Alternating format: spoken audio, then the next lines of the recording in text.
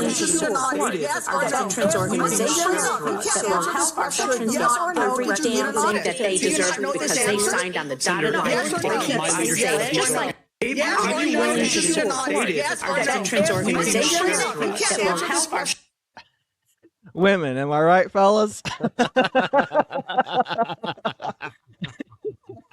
No, but there are obviously some great women out there. I'm being facetious, but these are the women that Democrats elect, and they are annoying, they are obnoxious, and they are ridiculous. I mean, look at that. I mean, it's like the Brady Bunch, but with Pete Hegseth in the middle, just listening to this barrage of women being like, we don't like your opinions, therefore we're just going to use this time to politically bash you publicly. You know what I mean? I mean, I know we do the same thing to Democrats, but like I said, the whole point of when Republicans do it to Democrats, we're exposing the ridiculous flaws in their logic and in their political ideology. Like whenever they were interviewing Ketanji Brown Jackson, yes, they were like, "Can you define what a woman is?" And then but again, that's how crazy the pendulum is swung. That's how crazy liberals are now. It's like, well, women, there's no such thing as women. Like women, it's it's like freaking Bill Nye. It's like, I'm going to tell you the gender spectrum's a whole lot sexier than that. It's a lot bigger and a lot sexier. It's like, what are you talking about, dude? Yeah. Said, but this also proves to me right here this is why we're not meant to be polygamous. Because imagine having to come home to that every night. Oh, my God. Yeah. I guess if you're a Muslim, you just be like, oh, you just beat your wife. You just beat her. She did not listen to the women. Yeah, but, I mean, that's just the weirdest thing. Is like most of these women, none of them served in the military. I believe there's only like a couple of members of the Senate hearing there that were actually women who served. Yeah, again. And you're getting yelled at how to do your job. It's like from people who have never done your job. It's like it's like the Bill Burr joke of like, imagine I come to fix your house. And so imagine a plumber comes to come fix your plumbing, and then his wife comes in and says, "No, this is what I think is wrong." No, even better than that, it's like think of it military related. It's like my husband's is a captain in the army. You will treat me as you treat his rank. It's like, what the heck are you talking about? Like I am my spouse's rank. I am my spouse's rank. Yeah, I mean that's what these women are. I mean they were voted into office. They are probably all in stuff like particularly the woman in the top left, the senator from Hawaii. Her line of questioning was absolutely retarded. Yeah. Like, it was retarded. Like, we have all the videos. Oh my gosh. So anyway, that's what today is. We're gonna watch Pete Hegseth basically get put up against an axe grinder of the Democrats just to kind of But I mean, he smoked some of them. Like Elizabeth Warren got some smoke from him, so it was there was some good stuff. But I mean, it's all just mainly ridiculous political pandering and posturing. Back in the day, nobody would have watched this crap. Nobody watched these affirmation hearings back in the day. But now the only reason people watch them is for these 10 seconds, minute long viral TikTok moments or Instagram reel moments. That's what they're for now. Mm-hmm. So I don't know. We'll just start watching. So wherever you want to start with the memes, Chad, you just absolutely. But again, the big thing is Pete Hegseth versus the Democrats is the title I have for today's thumbnail. And it's like he was in his confirmation hearing yesterday, and he had I guess I'll start with this real quick. He just had a crap ton of veterans show up to his hearing. Yeah, like all these people here are all veterans that came to support Pete Hegseth. So that's impressive, man. I mean, look, if you know anything about veterans, like I'll tell you right now, like you go to the Army, you get in the Army, you want to do stuff. Like I said, you hate being bored. The worst thing you can be is bored. Like I said, after you get out, like it's hard to stay in touch with your Army buddies. Like I mean, like you can speak to this, Chad. I mean, you got to reach out to the guys from basic training and the guys from our OCS class. I mean, we got to reach out and be like, hey, how's it going? Like I mean, because life happens. You just get caught up, and your Army buddies fall to the wayside. Like that's impressive that many veterans came out to support him. Like, it's a hell of a feat to it's a hell of a thing to mobilize conservatives in general. Like we don't go out and march, we don't go out and protest. But to get that many veterans to get out of their beds and be like, hey, yeah, you know what, I'll go to the hearing to support Pete. Yes, it's extremely difficult, but life happens. Like, once you get outside and you get your civilian job, like, I mean, you're immediately moving on to your next phase of life, and it's hard to stay in contact. Yeah, you're trying to keep a roof over your head, over your family's head, trying to put food on the table, trying to do well in life. It's like, it's hard unless you're just a millionaire, billionaire, playboy philanthropist. It's hard to do whatever you want whenever you want to. Mm-hmm. And even if you were a millionaire, billionaire, playboy philanthropist, you're running an empire. You probably don't have a lot of downtime anyway. Yeah. Or said raising a family, job, your personal life issues. Yep. Said, all right. Here's what we got from Benny Johnson.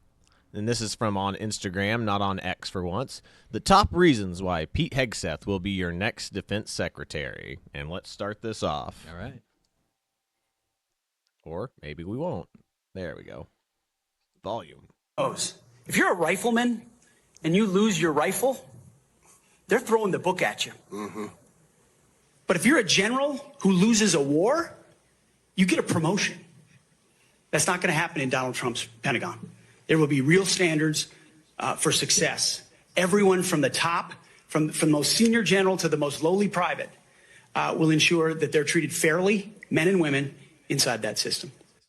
Because pause that for me real quick. So, and that is a problem. It's like there is a slight problem within the military, and so here are some problems in the Army from the enlisted perspective.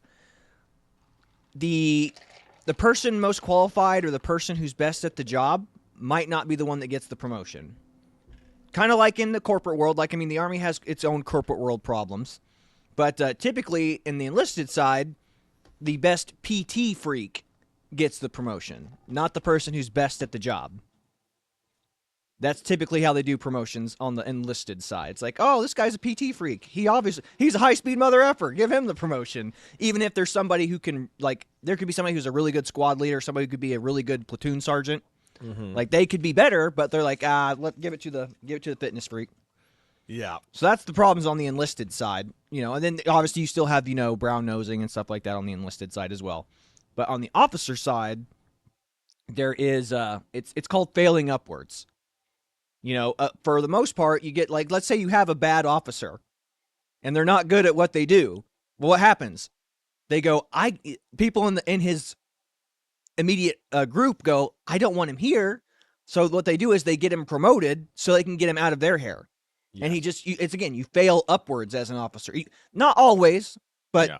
If you do something really bad, you will be removed. But if you're not doing anything wrong, but you're just terrible at what you do, they're going to be like, can we get this guy out of here? We need this guy out of here. He's messing everything up here. Yeah, so again, it's failing upwards on the officer side. And then there's still brown nosing and politicking, but that's just navigating the complexities of life is what I like to call it. Yeah. So but that's also it's also supposed to be like a check and balances from the NCO Corps, from the officer corps is like, if the officer's failing, the NCO is supposed to help pick up the slack, and then it's vice versa if it's the opposite. Like the NCOs are slacking, the officer picks up the slack. But sometimes you'll get the toxic relationship where they're both terrible. Yeah.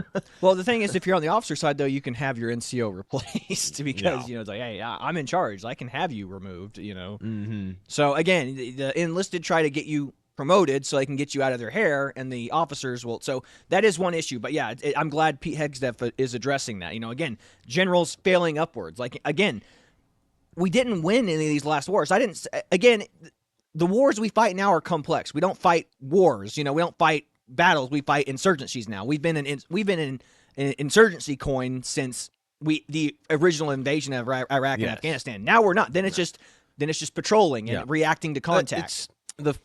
The first invasion, the first invasion of Afghanistan, we knew what the mission was. We're going to find Osama bin Laden, and then we're going to remove the Taliban. Exactly, and then we lost him for that long time, and then after we lost where he was, in that mountain, because we literally almost had him. We were bombing him to death in the mountains, and I remember they were saying he was sending out radio signals saying this is it for me, good farewell, and then I don't know what they did. They just stopped the shelling of the mountain that he was hiding in. And then somehow he got away. And then I think that's where Bush was like, well, we need something to get away from this. So then we invaded Iraq. Iraq. Afghanistan was where he was, okay, but that was then we Iraq. invaded Iraq. Yeah. And then we're like, the tone all shifts. Like, why are we in Iraq? What's going on here? Yeah. So anyway, what's the next one? You got it. Moving over.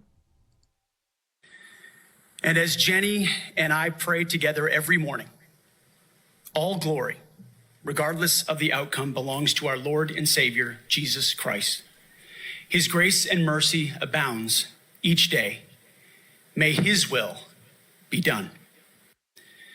That's And awesome. And we do need to get some religiosity back in here, some Christian moral ethics and values. The Army needs that. Again, I think the world would be a significantly better place if everybody started wearing those WWJW or what WWJD. Yeah, what would Jesus what would do? Jesus do? So that I good, absolutely great. 100%. Next. The Department of Defense is no longer prepared for great power competition. It is not a national defense institution ready to achieve and sustain technological supremacy across the range of operations. Admittedly, this nomination is unconventional. The nominee is unconventional, just like that New York developer who rode down the escalator in 2015 to announce his candidacy for president. That may be what makes Mr. Hegseth an excellent choice to improve this unacceptable status quo that I just described. Today's Department of Defense is 100% agree. The thing, if the status quo, the Democrats continue to do the status quo other than changing up the gender and sex of the person. It's like generals have been put in the positions of this spot for years, like ex-military generals, whether Marines, Air Force, Army, Navy, whatever, have been put in this position. Now we're putting a guy who's like the highest rank I believe he's ever achieved was major, which nothing wrong with that. But like, we needed to change up the apple cart. If it's just the same people, it's literally all it is. It's turned into like how a lot of people describe like a bunch of the schoolhouses. Just like go there, graduate, get job, make your way up the ladder or move your way down the chain.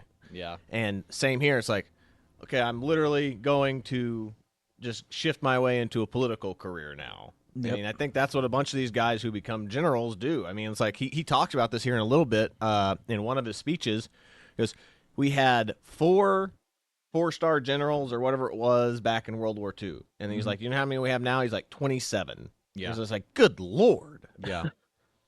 It's crazy. I mean, 4 stars, and now we have a significantly smaller army, and ultimately more generals who are doing less, but think they're doing more. Like, oh, you'll be appointed over here. You'll be appointed over here. No, they have to be doing less. I mean, definitely more interesting technology now, but they're definitely doing less because the Army was bigger in World War II because everybody signed up during World War II. It was a big army back in the day. Yep. All right, we'll head to the next one. Hegseth, if your Secretary of the Navy ends up focusing on climate change more than shipbuilding and lethality, will you commit to me to fire him? My Secretary of the Navy, should I be confirmed, sir, will not be focused on climate change in the Navy, just like the Secretary of the Air Force won't be focused on LG-powered fighter jets, or the Secretary of the Army will not be focused on electric-powered tanks. Let me ask, We're going to be focused on lethality 1 minute and left. defeating our enemy. And I appreciate that. Hegseth, if your Secretary of the Navy and That's repeating now, but that's great. Like, we don't need to be worrying about DEI, what's going on in the environment when we're trying to survive and be a lethal fighting force. We don't need to be worried about DEI, diversity, equity, inclusion, or The equity environment. outcomes. We need to be worried about lethality, putting the best people in the possible positions to do the job. Again, it's like what I was talking about yesterday. We don't need to be worrying about doing an environmental survey for people digging foxholes. Like, if we're going to do defensive position operations, setting up defensive positions, we're going to be able to dig freaking holes in the ground without having to worry about the impact on the local insect population. We've been digging ditches and holes for years, since the beginning of time. And now, in this modern, dumb world we live in, well, we have to do an environmental survey on the ground you guys are wanting to dig foxholes in. Like, we're talking about a company-sized element digging a couple of holes that is waist deep. We're not talking digging for oil. We're not talking digging for gold. So again, I'm hoping Pete Hegseth can remove a lot of this stupid stuff that's standard government policy now. Sorry, we got to know what the roly-poly population is going to look like before we allow you to put your e-tool into the dirt. Moving on. Countless Navy SEALs, Green Berets in attendance to supporting Pete Hegseth. So that's a good one. You're quite sure that every general who serves should not go directly into the defense industry for 10 years. You're not willing to make that same pledge? I'm not a general, Senator. You'll be the one, let us just be clear, in charge of the generals. So you're saying sauce for the goose, but certainly not sauce for the gander? I would want to see what the policy of the Oh, I'll president is. bet you would. You're quite sure. That is a vindictive, old, dried-up lady, man. Like, holy cow. Like, talk about bringing nothing to the table. Ladies and gentlemen, Pocahontas, Elizabeth Warren, a woman who has less Indian blood than probably anybody else in America. Yeah, at least everybody else in the state of Oklahoma. It's her high cheekbones that make her that aggressive. Oh, man. No, yeah. She is the worst. I am ashamed that she is an Oklahoman. Yeah, well, yeah. The fact that she can say Apparently she is, too, because, like, everybody's like, oh, she's so great. You're like, yeah, she abandoned her state to go to, like, what, New York, New Hampshire, wherever the heck she is. Who gives a crap? A talk going about talking about qualifications and then about us hiring him if we are the board. But there's a lot of senators here I wouldn't have on my board because there is no qualifications except your age, and you got to be living in the state and you're a citizen of the United States to be a senator. Other than the fact we got to convince a lot of people to vote for us. And then when we start talking about qualifications for if you're qualified for it, could the chairman tell me what the qualifications are for the Secretary of Defense? Mr. Chairman, could you tell me what the qualifications are for the Secretary of Defense? I'd be happy I'll read it for you to do that. Yeah. Let me read it for you because I Googled I was getting some advice from my second in command. Yeah, but I'm just making a point because there's a lot about qualifications, and I think it's so hypocritical of senators, especially on the other side of the aisle, be talking about his qualifications, not going to lead the secretary or be the Secretary of Defense. You know, there's a lot of talk going about talking about qualifications. So when she goes into even more later, he's like, I'm talking about senators showing up drunk to vote. And they're saying that this guy drank once and he's, showed up to his job once drunk. Ooh. Yeah. Again, it rules for thee, not for me. If Democrats didn't have double standards, they'd have no standards. Again, it's like this is what happens. Like when you have Republicans or more conservative people, whenever they choose to do something that's fun or something that's perceived as not very Christian, it's like they will use that Christianity as a cudgel to bash over their head. That's not very Christian of you. That's not very moral and ethic of you. It's like, being criticized by a degenerate, you might have a point, but being criticized by a degenerate who doesn't actually care or hold those values, it means nothing to me. Yeah. When you're accusing me of something, when you would do that very thing yourselves, and you have no moral foundation to stand on. What's that thing from Rick and Morty that Rick said? Just like said, I don't care about your booze. I've seen what makes you cheer. Yes, I don't care about your booze. I've seen what makes you cheer. What a great line there. Your booze mean nothing to me. I've seen what makes you cheer. Yeah. So all right, move on to the next one. Are you willing to support our veterans organizations that will help our veterans get every damn thing that they deserve because they signed on the dotted line to keep us safe, just like you did? I respect that. Will you?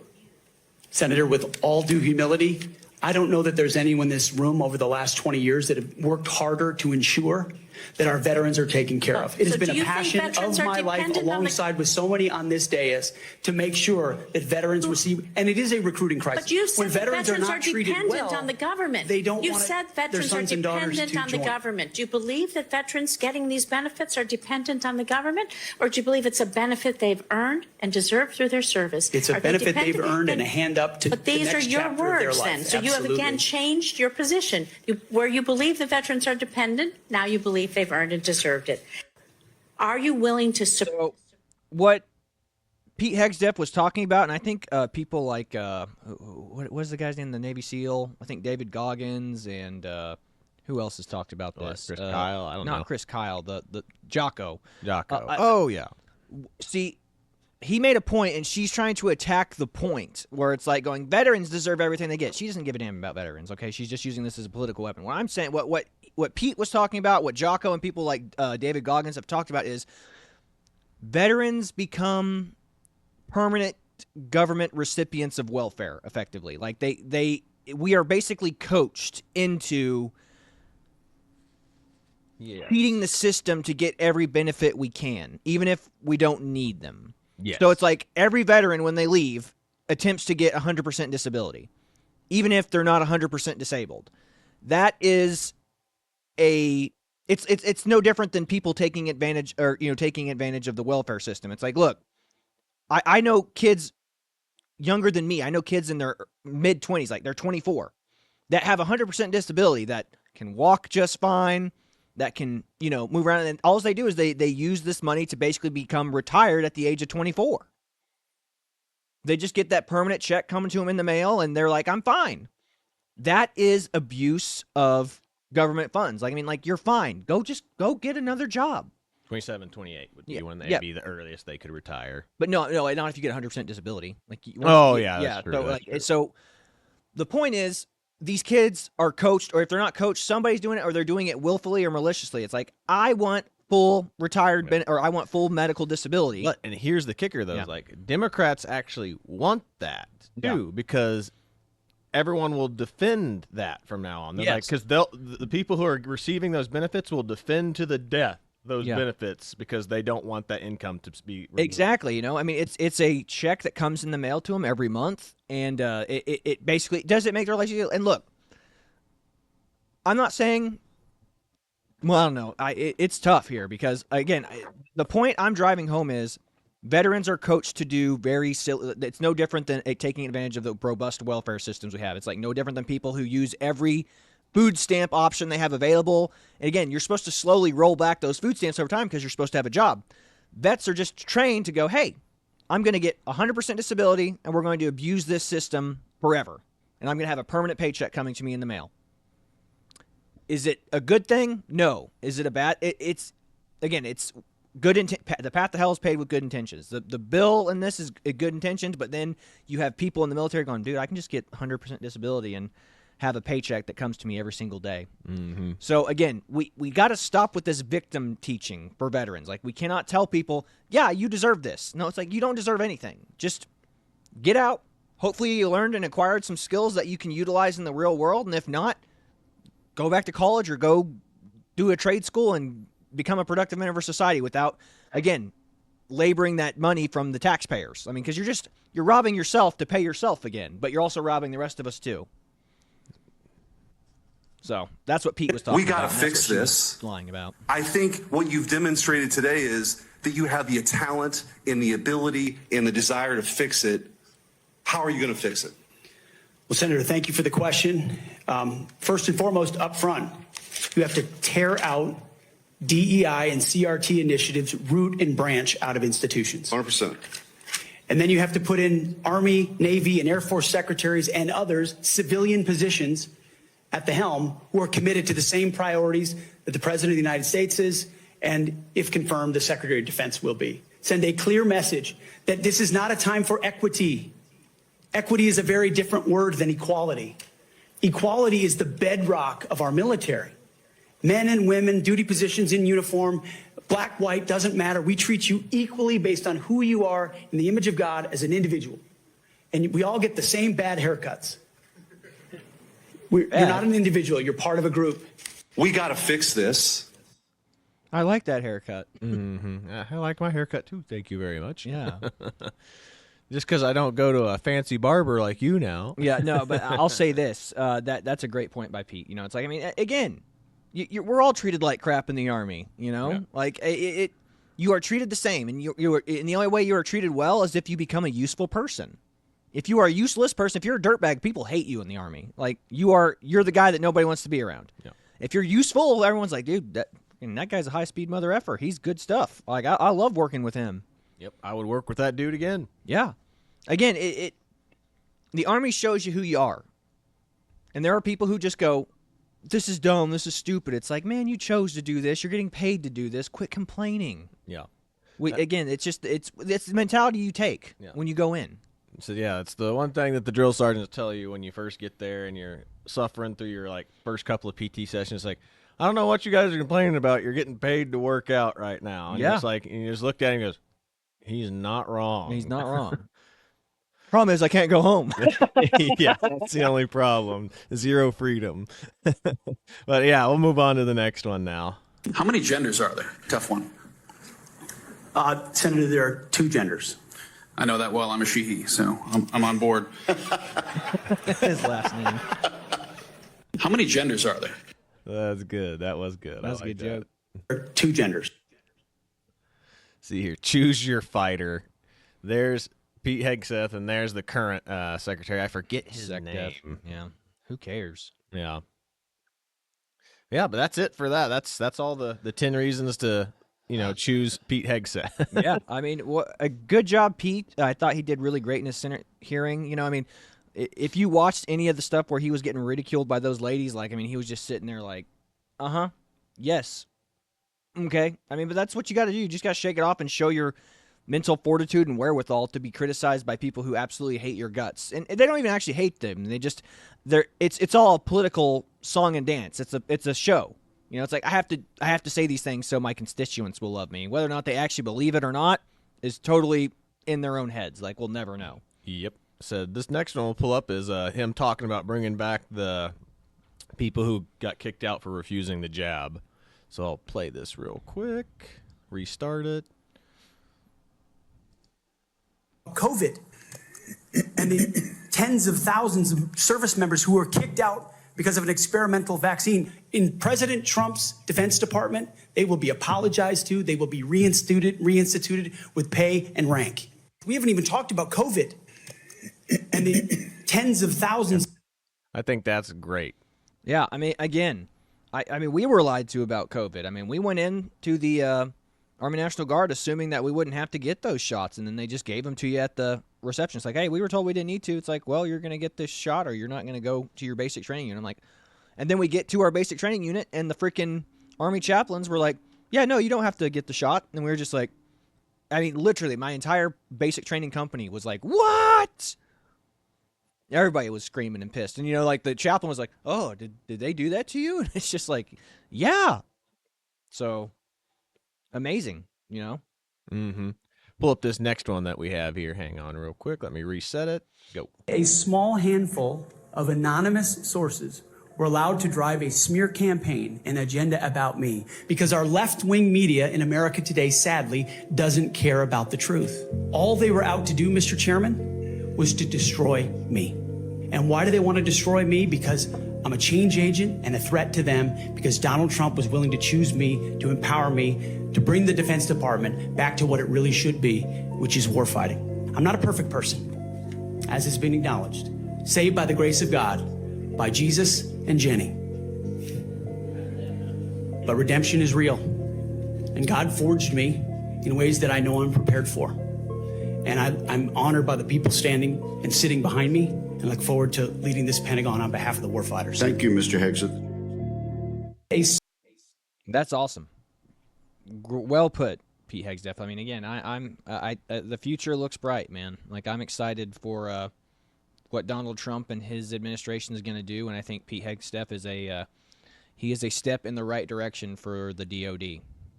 I agree. I 100% agree. I haven't seen this one. You sent this one as well. Let me see what this one is. Looks like it probably looks like it starts going crazy. President Trump chose me for this position. The primary charge he gave me was to bring the warrior culture back to the Department of Defense. He, like me, wants a Pentagon laser focused on lethality, meritocracy, warfighting, accountability, and readiness crisis in our ranks. Let's see here. Members of the security Police force will remove... just manually picked up and carried out another protester from the Pete Hegseth confirmation. That's funny. Wouldn't that be considered when President Trump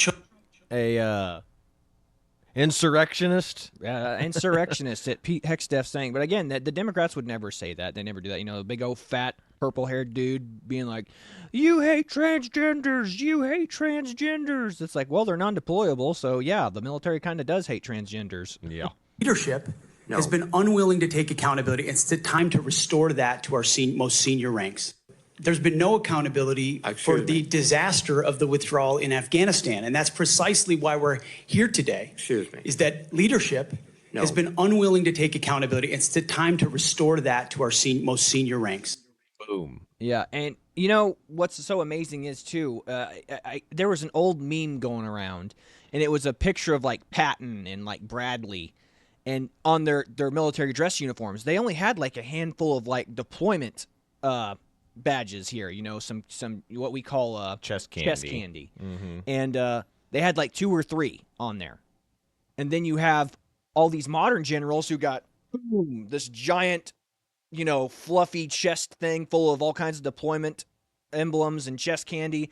And it just goes to show you what it's turned into. It's turned into a competition for most deployments. Yeah, it's like, look at this. It's like, and again, it'd be like the Oklahoma National Guardsmen bragging about their Africa deployment. All of them came back and said it was the most boring shit I ever did in my entire life. If I could have chosen not to go on the Africa deployment, I would have been better off staying here.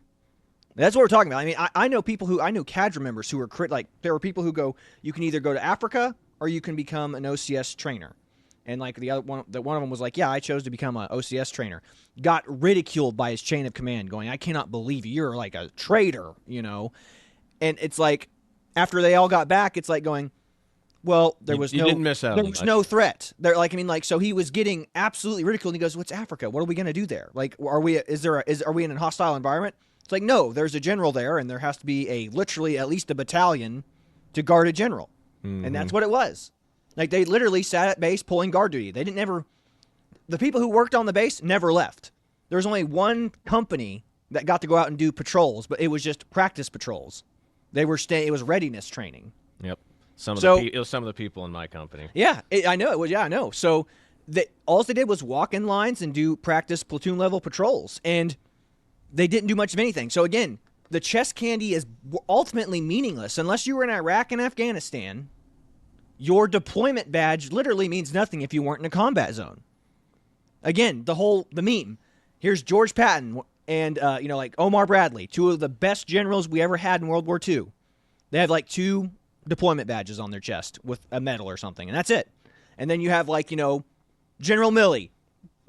Look at this giant deployment thing. It's like, don't crap on my service. It's like, okay, where were you? It's like, I would say, okay, you're Iraq and you're Afghanistan one. Cool. Very cool. Multiple deployments there. And then everything else, I'm like, who gives a shit? Yeah.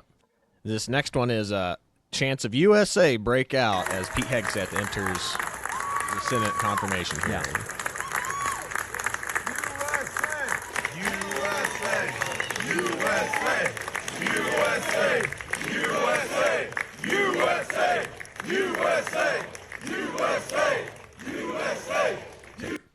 And this is going to say, you don't see that happening with Democrats. No, Democrats don't start yelling USA. They start saying BLM or LGBT, or something like that. Pride, or something like that. It's never America that they're cheering for, Democrats. It's always their cause. And again, I want you to notice something too. Whenever they were started that clap or that cheer, didn't it sound like they were all confused and scared to speak up? Mm-hmm. That's what I'm saying. That's why, again, conservatives, veterans, people like that, we don't get together. We don't chant. So whenever we start to chant, it's almost like a question. It's like, USA? USA, Mm-hmm. And then because because people on the right, we think chanting and marches are stupid. Because if you have something important to say and you're going to make a valid point, you only have to say it once. But the left, they don't care about the truth. They just care about the message. Mm-hmm. The message is all that matters. So they'll say it over and over again. They'll be like, trans rights, even if it's whatever they're for is retarded. Yeah. So 100%. Here is that senator from Hawaii you're talking about, how just unbearable she was. Yeah. To use our military to take over Greenland or an ally of Denmark. Senator, one of the things that President Trump is so good at is never strategically tipping his hand. And so I would never in this public forum give one way or another direct what orders the president would give me in any context. That sounds to me that you would contemplate carrying out such an order to basically invade Greenland. To invade and take over Greenland. The Panama Canal. Yes. Would you use our military? It restarted. So yeah, she's like, "Would you invade Greenland or Panama if Trump so ordered you to?" He's like, "Ma'am, Trump doesn't like to strategically doesn't tell you what he's going to do, so I can't speak on that." And she's like, "Sounds like that's a yes to me." Yeah. Again, this is. I mean, Tulsi Gabbard must be embarrassed that she works with her. You would hope so. Oh, this is funny. When the Berlin Wall fell, who ran to which side? Socialism is better than capitalism. Yeah, that's so true. I mean, remember, they get free health care in Cuba. Why are there so many Cubans in Florida? Oh, yeah, here we go. It said asking if he supports Israel over Hamas. Israel's war in Gaza. I support Israel's existential war in Gaza. I assume, like me and President Trump, you support that war as well, don't you? Senator, I do. I support Israel destroying and killing every last member of Hamas. And the third protester said something about 20 years of genocide. I assume that's our wars in Iraq and Afghanistan. Do you think our troops are committing genocide in Iraq and Afghanistan? Senator, I do not. I think our troops, as you know, as so many in this committee know, did the best they could with what they had. Support Israel. So that's probably what that protester was yelling about, genocide in Gaza and Hamas and all that. Yeah. So that's hilarious. Oh, this I just thought was interesting. This guy saved his house supposedly with after the last cheapo brush fires that got sprinklers. close to us a couple years ago. I bought these cheap sprinklers, the ones that wave back and forth, and bought hoses. I had them ready, popped them up on my roof, turned them on. I sprayed down a fire retardant on the side of my house, and I left. Got out with my family. I got trapped by the flames going down Sunset.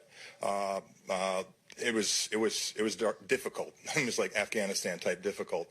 But what happened is, because I had those sprinklers up there, the flames came down the hill, and you could see from where the sprinklers arced in the backyard that the flames came right up to that water and stopped. Shortly, Mary Beth McDade is with us live near the Seaches at Will Rogers State Beach, the command post where we.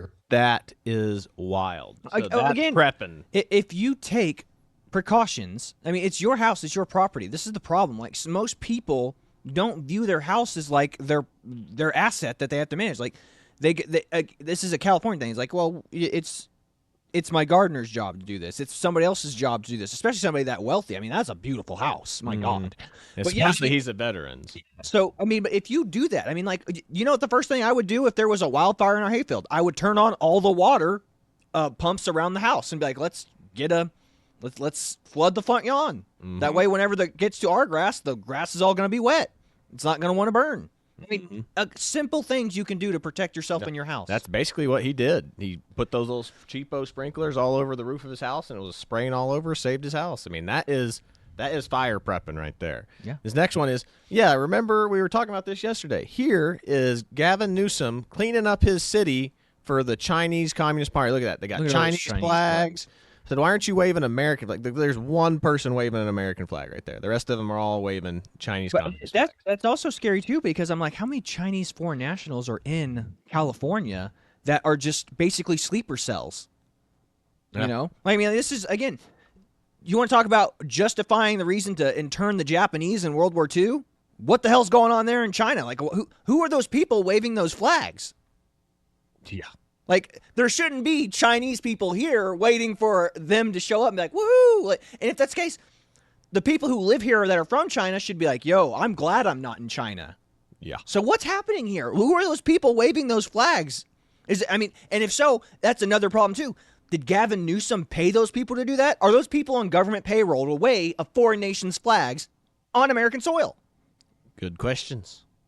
Here's this next one. Democrats confirming this monstrosity. Democrats when they see a veteran. Remember, that guy, Secretary of the Navy, right? Yeah. That never served a day in his life, but gets to wear a uniform? Pretty sure he's the health secretary. Yeah, the health secretary or something of the Navy. And he has a naval uniform. He wears it with pride. It's like, I'm in the Navy. No, you're not. You might be affiliated with the Navy. You might be been appointed as a medical person in the Navy, but no, dude, you should take that uniform off. You have not earned the right to wear it. Yeah. Now, this right here is what they were talking about regarding like us running this podcast and being service members is what happens with Pete Hegseth right here. Huh? You never heard about this? This is how he got removed from protecting the presidential inauguration of Joe Biden. Oh. While he was in service. I don't know anything about this. Just play it. Yeah. You'd mentioned that you were not able to serve with your National Guard unit in the protection of the inauguration of Joe Biden because of a tattoo, a Christian tattoo. Can you elaborate just a little bit on what is this very offensive, extremist, racist tattoo that you have? It's a tattoo Take your shirt off, right Pete. here, Senator. It's called the Jerusalem Cross. It's a historic Christian symbol. In fact, interestingly, recently I attended briefly the memorial ceremony of former President Jimmy Carter on the floor of our National Cathedral. On the front page of his program was the very same Jerusalem Cross. It is a Christian religious symbol. And when the events happened before preceding the Biden inauguration, I was a part of the mobilization to defend that inauguration as someone who'd been a proud supporter of Donald Trump, but also a member of the military, had orders to come to Washington, D.C. to guard that inauguration. And at the last minute, those orders were revoked. I'd never had orders revoked before. I'd been on orders to a lot of places to do a lot of difficult and dangerous things. They were revoked, and I was not told why. Later, when I wrote my book, I was able to get information. It was because I had been identified. Someone who'd served in Iraq, in Afghanistan, in Guantanamo Bay, holding a riot shield outside the White House. I'd been identified as an extremist, as someone unworthy of guarding the inauguration of an incoming American president. And if that's happening to me, Senator, how many other men and women, how many other patriots, how many other people of conscience? We haven't even talked about COVID and the tens of thousands of service members who were kicked out because of an experimental vaccine. In President Trump's Defense Department, they will be apologized to. They will be reinstituted with pay and rank. That gets back to what we're talking about. But That's amazing. I never saw that. I didn't know any of that. Yeah. Said, yeah, and that's what I was talking about, because I was talking about, said, when I got to my unit, they told me the exact same thing. You can be pulled off of, like, because they actually, some of the cadre, some of our units actually went up to the presidential inauguration as well. Yeah. And he told me, I said, my commander told me, because I knew 2 people in our company got pulled off because of posts on Facebook. Jesus. Hey, man, look, if they do that to me, oh well. But, that's what I'm saying. It's like, these are my convictions. I will happily do the job I am asked to do. But don't ask me to go against my political and religious convictions, especially if the religious convictions conflict with the political ones. Like, it ain't going to happen. Again, but this is what they mean when Christians will be persecuted. Because, again, Christians are the one culture that cannot be controlled. Like, if you believe in a moral power higher than your own, if you believe that there is a God and you will be judged by him in heaven, you cannot be controlled by people. There's his tattoo. That's why he was pulled off, because of that tattoo right there. Deus Vult. Deus Vult, God wills it. But yeah, that pulled him off because I think they said it's too close to the Iron Cross. What? Which is a German symbol. So they were like, he's a Nazi. He's a Nazi man.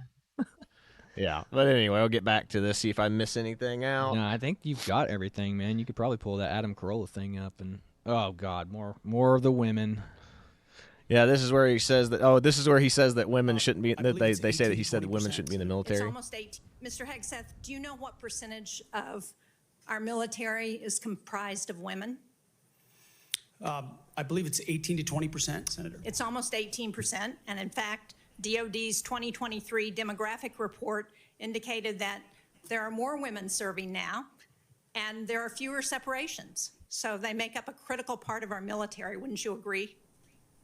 Yes, ma'am. Women in our military, as I have said publicly, have and continue to make amazing contributions across all aspects of our battlefield. Well, you also write in your book, The War on Warriors, with the chapter, The Deadly Obsession with Women Warriors, that, quote, not only are women comparatively less effective than men in combat roles, but they are more likely to be objectified by the enemy and their own nation in the moral realms of war. Mr. Hegseth, should we take it to believe that you believe that the two women on this committee who have served honorably and with distinction made our military less effective and less capable?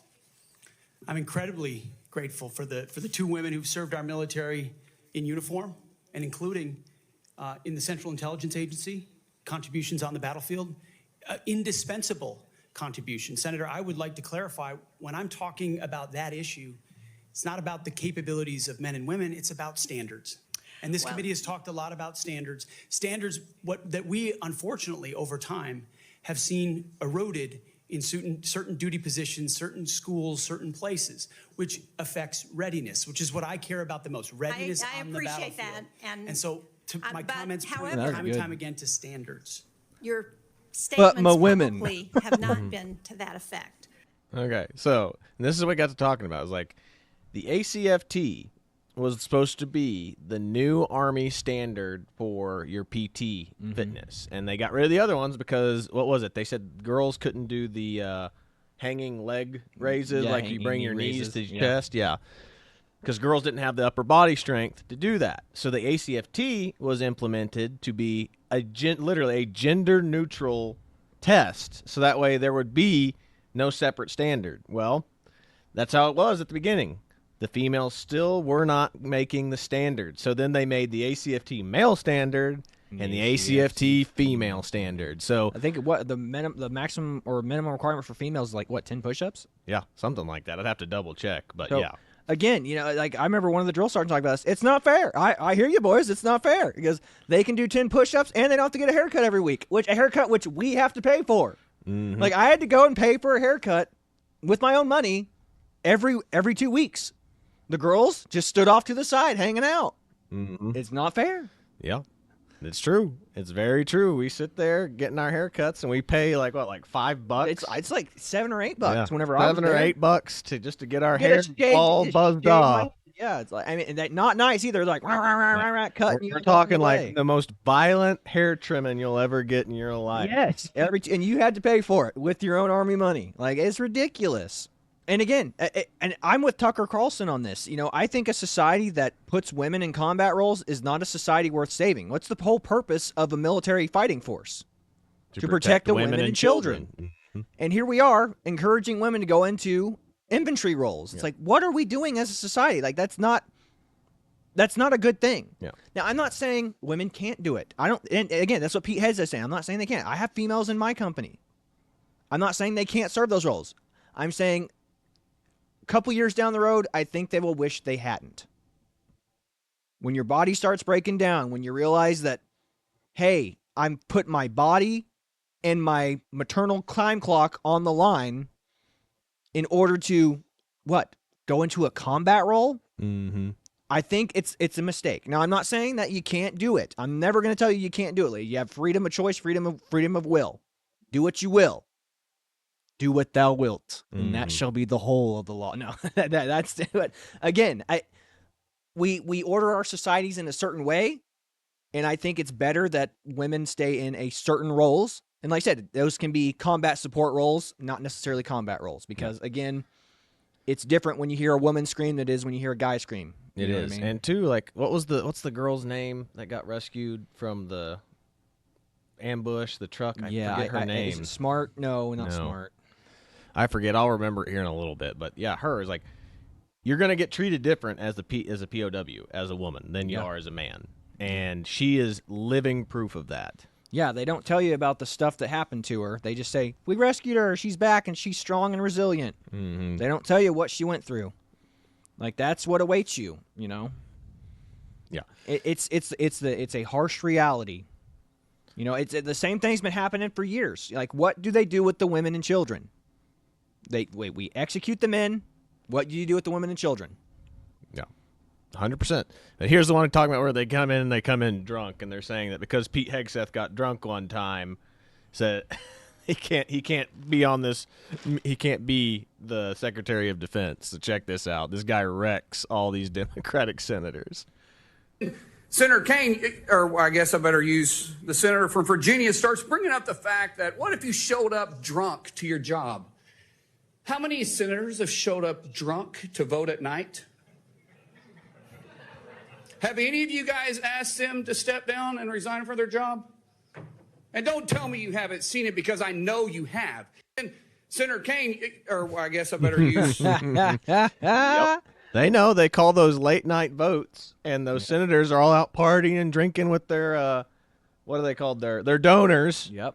And they come in wasted to these votes. They're like, I'll vote for it. Yeah. They're voting on the floor, yeah. Again, rules for thee, not for me. Mm-hmm. Well, he's in a defense job. Like, that's more important than my job. I just pass bills and bang hookers, you know. Elizabeth Warren getting wrecked again. I think we pretty much caught everything. There's another one. Elizabeth Warren getting wrecked. Said, let's see, nails on chalkboard. What's this one? We haven't seen this one yet.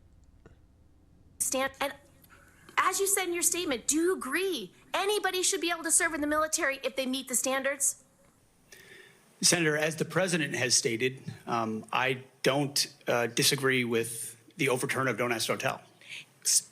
Great, because I don't want you thinking, can't serve if you're a mom, can't serve if you're LGBTQ, and then last, can't serve if you're a leftist. The statements you said about people who have views differently than you, that we're the enemy, are you saying that 50% of the DOD, if they hold liberal views or leftist views, or our Democrats are not welcome in the military? Are you saying that? Senator, I volunteered to deploy to Afghanistan under Democrat President Barack Obama.